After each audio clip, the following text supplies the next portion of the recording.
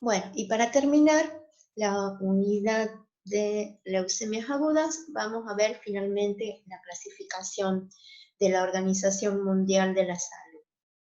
Como ya les dije, la OMS lo que hizo fue integrar toda la información que había hasta el momento por el estudio de los diferentes grupos. Lo que hizo es juntar lo que es la morfología, la citoquímica, el inmunofenotipo, las alteraciones genéticas y también tratar de describir cuáles eran los eventos moleculares que producían esas alteraciones genéticas. Lo que hizo la OMS es crear o desarrollar una clasificación para las leucemias agudas que sea de tipo universal, de modo de tipificar correctamente al paciente y tener básicamente el pronóstico y determinar cuál es la terapéutica más adecuada para el paciente que desarrolla una leucemia aguda. La OMS empezó con esta clasificación en el 2001 y comenzó clasificando en primera instancia las leucemias mieloblásticas agudas. Cuando generó su primera clasificación, las había diferenciado en 4 grupos, pero en la última revisión que hizo la OMS, que fue en el 2016, las leucemias mieloblásticas agudas las ha clasificado en 10 grupos. O sea que ya tenemos 10 grupos diferentes de leucemias mieloblásticas agudas según la clasificación de la OMS, y dentro de estos grupos tenemos subgrupos de leucemias.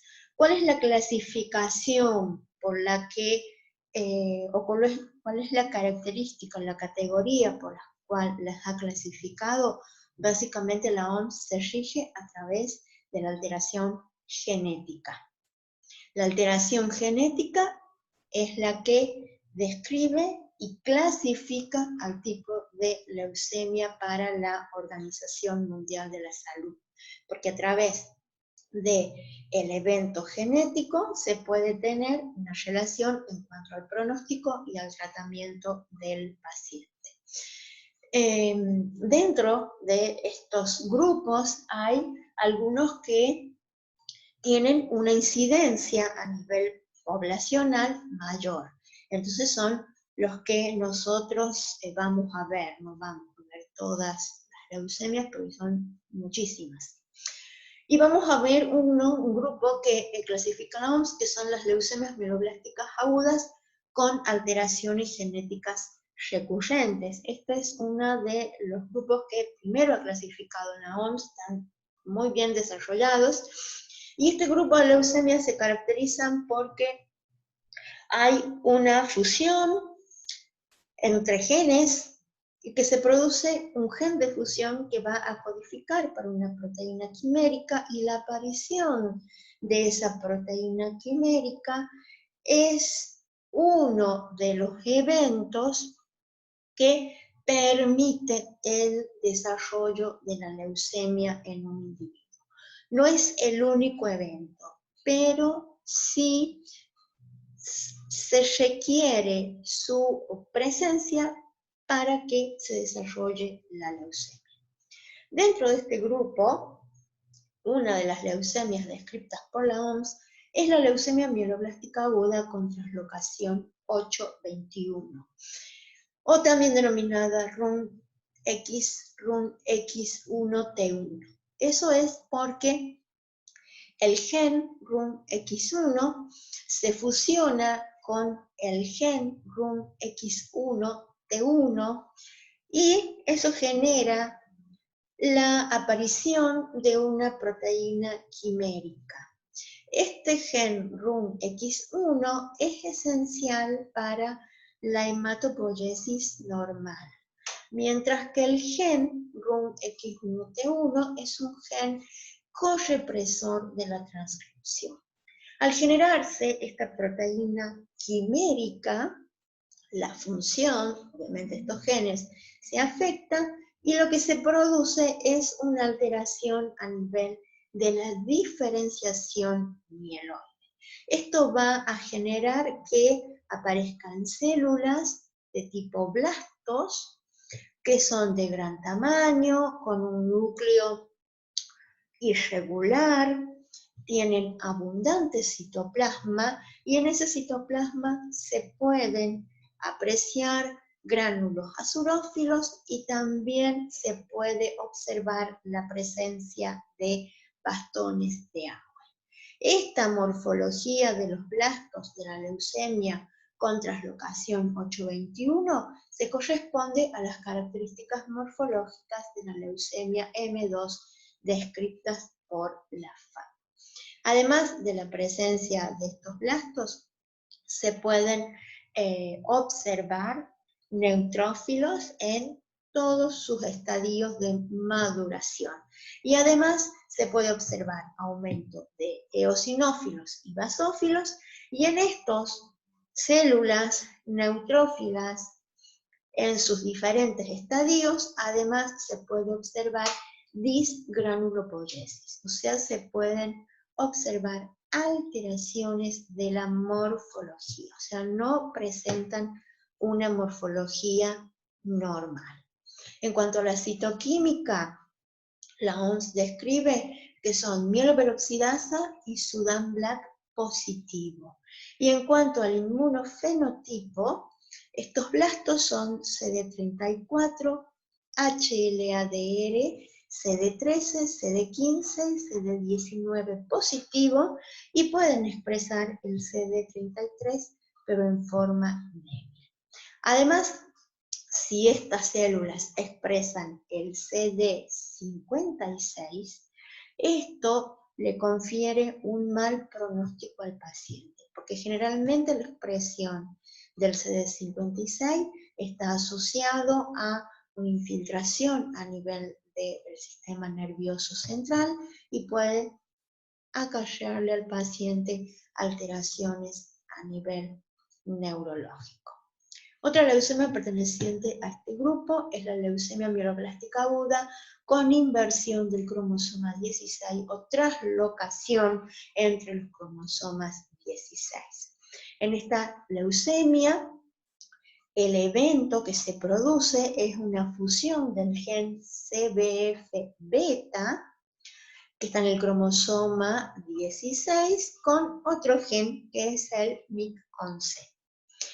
Eso genera un gen quimérico y que va a generar una proteína quimérica que altera la diferenciación de los eosinófilos, generando eosinófilos atípicos. Por lo tanto, cuando se observa la morfología en este tipo de leucemia, lo que tenemos son un componente mielocítico y un componente monocítico. O sea, es una leucemia mielomonocítica, en donde el componente mielocítico está representado por eosinófilos atípicos que presentan en su citoplasma gránulos basófilos. Por lo tanto, esta morfología se asocia a la leucemia M4 con eosinofilia de la FAB. En cuanto a la citoquímica, los componentes mielocíticos son mieloperoxidasa y Sudan Black positivo. Los eosinófilos atípicos dan la cloroacetato esterasa y el PAS positivo, y los componentes de tipo monoblástico dan las esterasas no específicas positivas. Los marcadores inmunológicos que expresa la OMS son blastos que forman parte del componente mielocítico, CD34, CD17, CD33 y CD13 positivo. Y los que pertenecen al componente monocítico son CD14, CD15, CD11, C positivo. ¿Cuál es el pronóstico de los pacientes que presentan esta alteración? Que tienen un pronóstico muy favorable porque responden muy bien a la terapéutica y la mayoría de ellos logran una remisión completa de la patología. Otra leucemia descrita en este grupo es la leucemia promielocítica con fusión PML-RAR-alfa. Acá lo que tenemos es una fusión del gen PML con el gen RAR-alfa que codifica para el receptor alfa del ácido retinoico.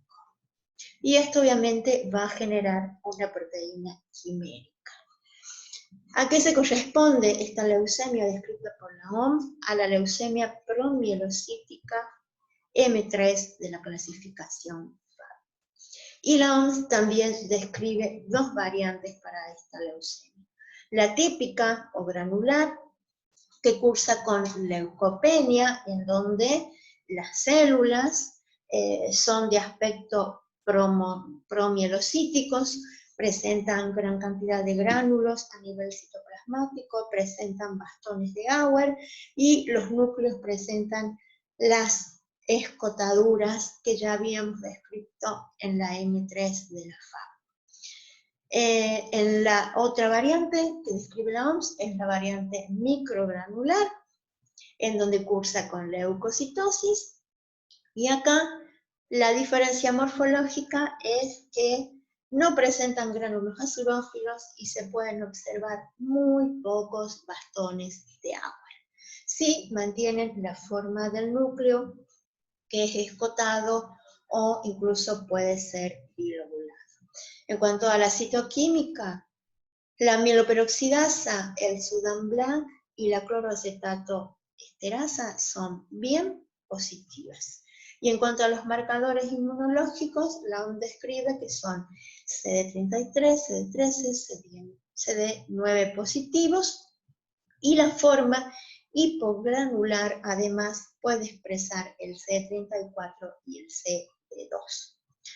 Y estos blastos o estos promonocitos atípicos son HLDR y CD4 negativos. En cuanto a su pronóstico, las leucemias que presentan este tipo de alteración genética responden muy bien al tratamiento con ácido holotransretinoico. Por lo tanto, tienen un pronóstico también favorable. La siguiente leucemia que vamos a ver es la que cursa con translocación 911, en donde participa un gen MLL, son las siglas, que este gen regula el desarrollo celular y se produce una translocación con el cromosoma 11. Este gen MLL codifica para una histona que tiene actividad de metiltransferasa y que regula la transcripción por remodelación de la cromatina celular. Cuando se produce esta translocación, este gen queda envuelto, queda inhibido, entonces ahí se produce la alteración porque no puede regular la transcripción celular. ¿Cuál es la importancia de esta leucemia? Que es una de las leucemias mieloblásticas que se da con mayor incidencia en los niños. La morfología básicamente es de tipo monoblástica. Los blastos son de la línea monoblástica y algunas de estas leucemias con translocación 911 también pueden ser de tipo mielomonocíticas. Entonces, ¿qué vamos a ver en cuanto a la morfología de los blastos presentes en esta leucemia? Básicamente van a aparecer monoblastos y también pueden aparecer células con morfología de tipo promonocitos. En cuanto a la citoquímica, estas células son esterasas no específicas positivas, y en el caso de tener un componente mielocítico pueden dar la mieloperoxidasa débil. Los marcadores inmunológicos corresponden a la línea monoblástica, son CD14, CD4, CD11 positivo, CD64 y CD36. Y en el caso que también haya componente mieloide, son CD13 y CD33. Los pacientes que desarrollan este tipo de translocación, la translocación 9-11, tienen un pronóstico intermedio, ¿no? Y como les dije, la importancia es porque se da o forman parte del grupo de las leucemias mieloblásticas que se da más bien en los niños. La otra leucemia que pertenece a este grupo es la megacarioblástica con translocación 1-22. Aquí lo que se produce es una fusión entre el gen RBM15 y el gen MKL1. Este gen de fusión lo que va a producir es una modulación de la remodelación de la cromatina, de la diferenciación y de algunas vías de señalización extracelular que participan en lo que es la hematopoiesis. Esta leucemia megacarioblástica con translocación 1-22 es una leucemia que afecta principalmente o que se ve en niños menores a 3 años. Y además cursa con infiltración a nivel del hígado y a nivel del vaso. Los blastos que se observan en este tipo de leucemia son de morfología tipo de megacarioblastos, que son pequeños y algunos pueden ser más grandes. Se observan a nivel de médula ósea y también se pueden observar a nivel de sangre periférica. La morfología es similar a la leucemia M7 descrita por la FAB. Y en esta leucemia también cursa con fibrosis, o sea, con aumento de las fibras de reticulina y de colágeno a nivel de médula ósea.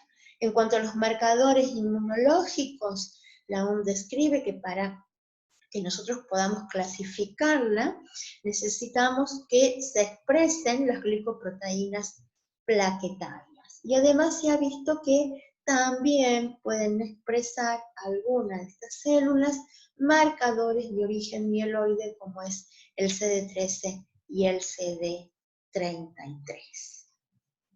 Otro grupo que también describe la FAB son las leucemias mieloblásticas agudas con cambios relacionados con mielodisplasia. En este grupo, ¿qué se engloban?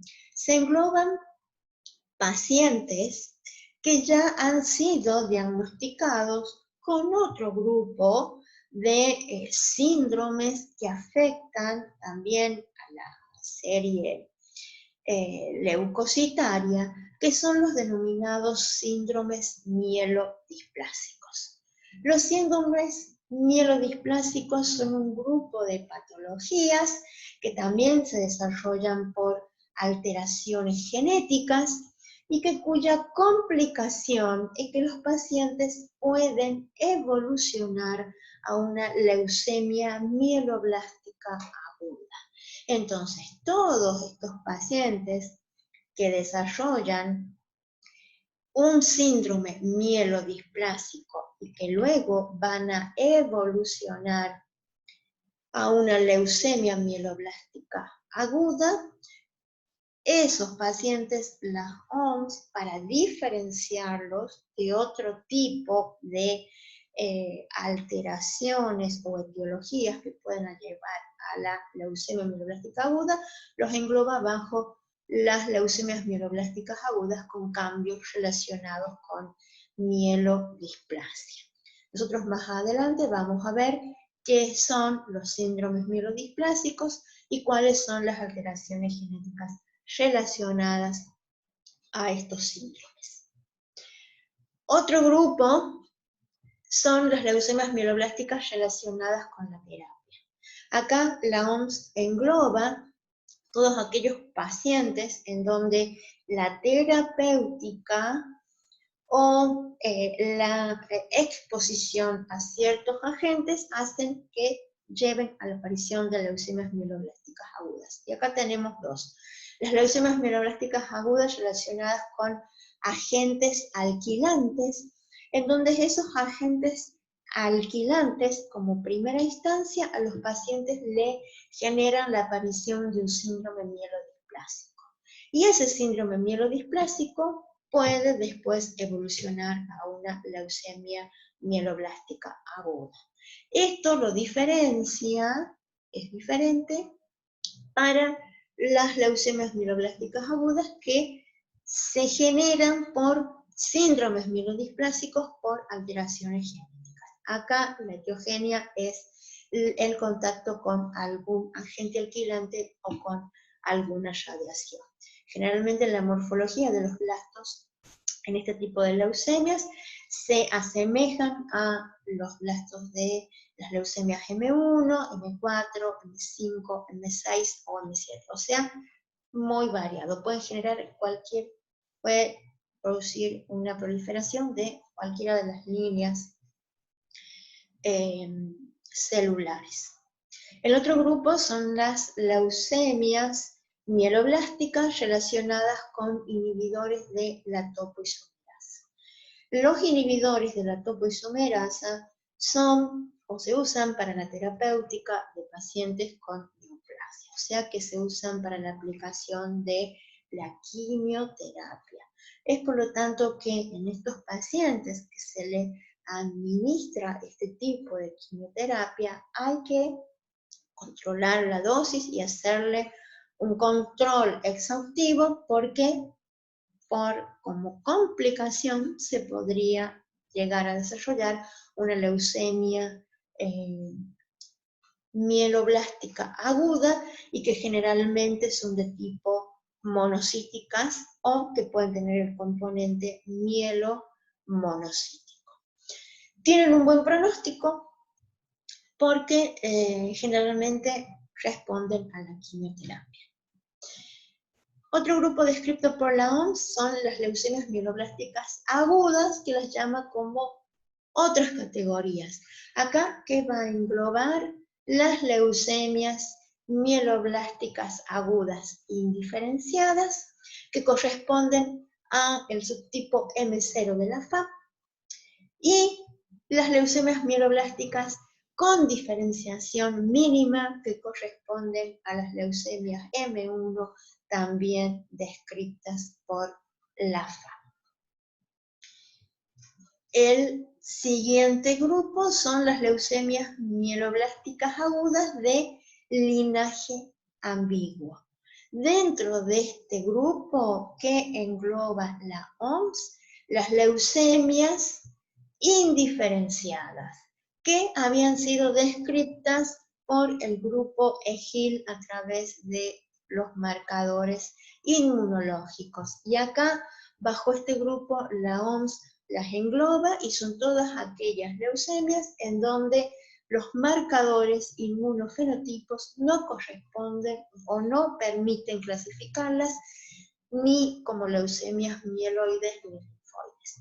Y dentro del otro grupo, las leucemias de fenotipo mixto engloba las leucemias que el grupo EGIL había clasificado como leucemias bifenotípicas. Acá la OMS las describe o las engloba como de fenotipo mixto, y son aquellas que expresan antígenos mieloides y linfoides de línea B o de línea T.